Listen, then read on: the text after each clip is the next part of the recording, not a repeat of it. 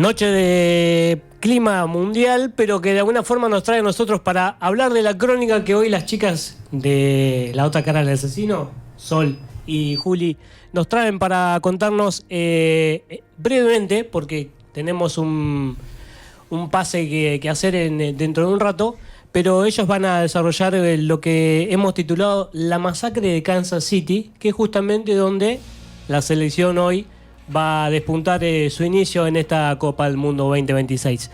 Bienvenida Sol, bienvenida Hola. Juli. Hola, ¿cómo andan? ¿Todo bien? ¿Todo bien? Muy bien. Me alegro. Así es, como vos dijiste, hoy elegimos hablar sobre este caso particular en Kansas City porque juega la sede a las 10 de la noche. Así que bueno, me gustaría invitarlos a mirar hacia atrás porque carga con una de las historias criminales más oscuras.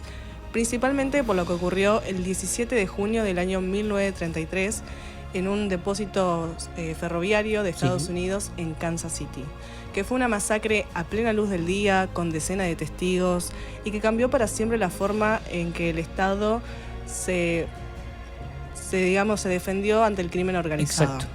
Era algo que obviamente no estaba muy, de alguna forma, habituado en lo que era un contexto de ese tipo.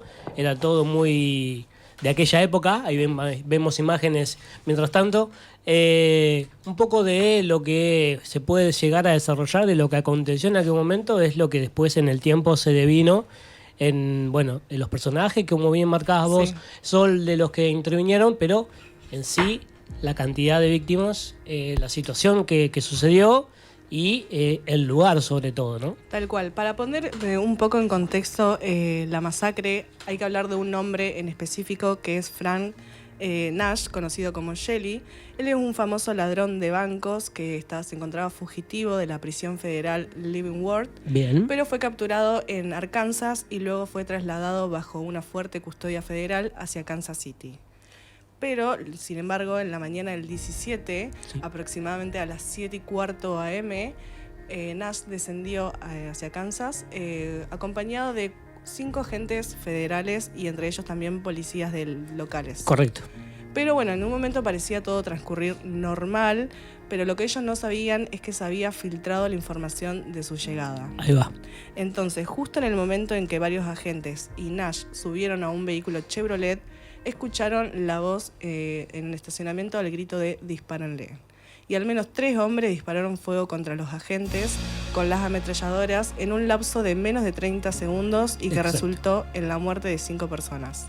Fue una especie de golpe, ¿sí?, orquestado, por decirlo de alguna manera, que devino en esta, conocida masacre de estos oficiales que bien estás diciendo vos, pero que perpetuó esta persona que quedó obviamente marcada y vinculada a este tipo, digamos, de hecho. Sí, entre ellas murieron 4 de los agentes y el mismísimo Frank Nash, al que intentaban rescatar. Exactamente. Que los delincuentes, al ver que se encontraba muerto, huyeron rápidamente de la escena del crimen. Porque fue un total fracaso. Tal cual, exactamente. Fue lo que no sucedió, exactamente. Sí, tal cual. Pero bueno, lo que nunca estuvo claro es cómo supieron del arresto de Nash y de su llegada prevista a Kansas ese día 17 de junio.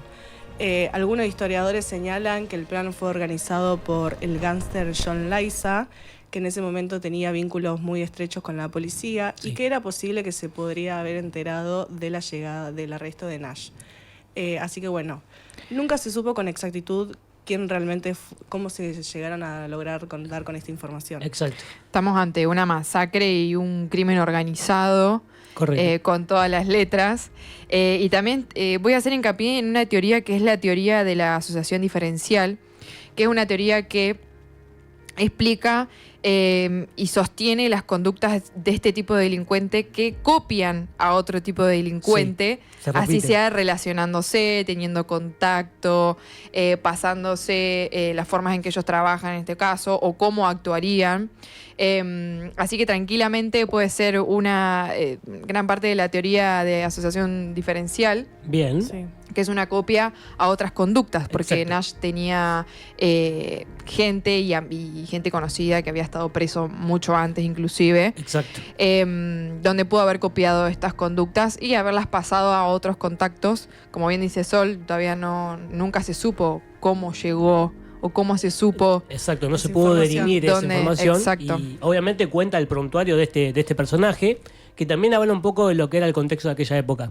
Hablar de gángster, como bien lo mencionaba Sol, era todo una especie de apogeo que se iba dando de este tipo, digamos, de accionar, que tiene que ver claramente con vínculos mafiosos, con vínculos de sociedades que se iban gestando a través de la delincuencia, y que ese tipo de contactos generan en la búsqueda no solamente de actuar en este tipo de circunstancias, medio en forma de balacera, de como se terminó originando este hecho, sino también la búsqueda de decir, bueno, era también en la época marcar un contexto diferente de lo que sucedía. Sí, tal cual. Y que claramente, obviamente, nosotros hoy lo tomamos porque justamente es un lugar y es una zona que quedó identificado con esto.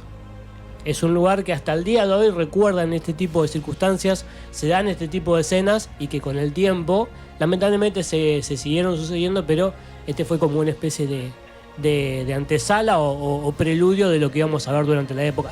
Sí, después de eso el gobierno federal amplió un montón de cuestiones en cuanto a las políticas públicas al FBI, como darles el otorgamiento de las armas automáticas, otro tipo de arrestos y demás, que bueno, que ante este golpe que nunca se esperaron, eran necesarias esos cambios. Exacto. Esas medidas, tal cual. Fue un disparador, como bien marca Juli, y que de alguna manera, bueno, ante la circunstancia de lo sucedido, creo que después el gobierno de Estados Unidos buscó intervenir.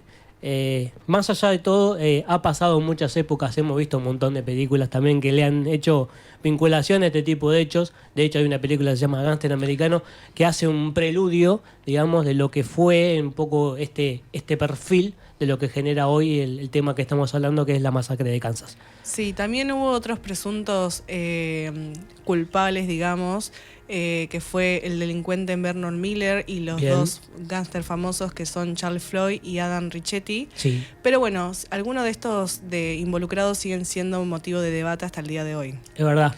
Lo que sí se sabe es que, por ejemplo, Vernon Miller fue asesinado en 1933, en cambio John Liza fue asesinado en 1934 en la puerta de su casa. El que sí pudieron detener fue Adam Richetti, que él fue ejecutado y fue declarado culpable. Exacto. En 1938. Obviamente, por la condena que tuvo, cabe aclarar que las penas en ese momento eran la ejecución. La ejecución. Y tiene que ver con el tema del condado de Texas, que tengo entendido que hasta el día de hoy es el único estado en Norteamérica que mantiene este tipo, digamos, de, no tenía ese de dato. circunstancias. Sí, porque obviamente con el tema de muchos avances de leyes y demás, esto fue cambiando y se fueron tomando intervenciones porque claramente todo lo que tenía que ver con el tema del crimen organizado generó mucho tipo de debates y a nivel jurídico ni hablar. Sí, esto tuvo un gran impacto social y bueno, amplió muchas medidas de lo que hoy conocemos como lo que es el FBI. Exacto. Imagínate que muchas de estas situaciones dispararon la creación de estos organismos que hoy los conocemos, que ustedes los han sabido también informar, que son organismos recontra mil preparados, que hoy creo que en el evento que está sucediendo a nivel mundial, como es esta Copa del Mundo, se ajustan cada vez más, escuchás cada vez más el tema de los procedimientos y los operativos, siempre es una cuestión de resguardo en eso, ¿no? Y eso, desde el punto de vista criminal, cada vez se protege más. Exacto. Así que bueno, muy importante poder abarcarlo. Excelente lo que han traído el día de hoy. Nosotros obviamente agradecidos con la gente que ha estado conectado al otro lado, agradecidos también a los chicos, a Martina, a Laura, Pablo. Gracias Juli, gracias Sol una vez más por habernos traído una nueva crónica.